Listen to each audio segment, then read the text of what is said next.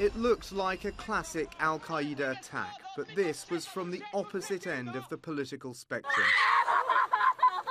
A far-right extremist, possibly a lone wolf, furious at perceived Islamification in Norway, venting his anger on his own people.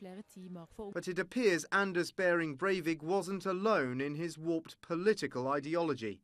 His alleged manifesto boasts of links around Europe, and he even claims he attended a summit with other extremists in April 2002 in London.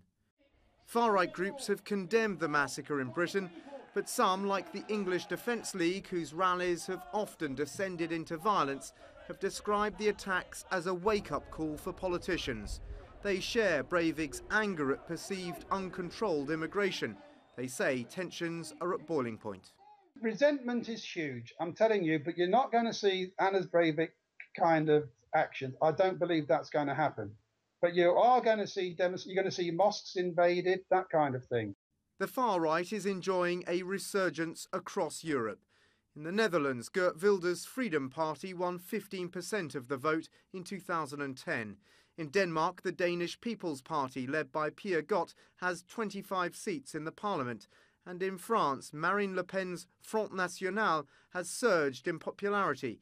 Perhaps one of the reasons why we've seen a rise in far-right political groups is, particularly in this country, I think a lot of the analysis looks at the failure of mainstream parties on the left and right and center of really addressing issues that are taken very seriously by a lot of working class people in this country, such as immigration.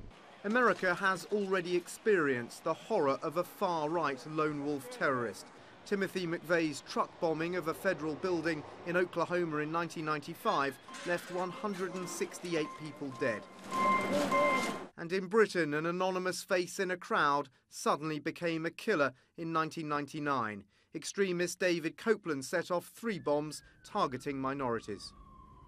David Copeland's terrible bombing campaign was 12 years ago here in London, but the police have never discounted the threat from a so-called lone wolf terrorist. In some ways, it is their worst case scenario. Events in Norway have underlined just how difficult it is to thwart such an attacker. If they're acting alone, it's almost impossible for security agencies to spot them. No co-conspirators means no emails to intercept and no phone calls to tap. With rising discontent among the far right, it is a problem now vexing police across Europe. Dan Rivers, CNN, London.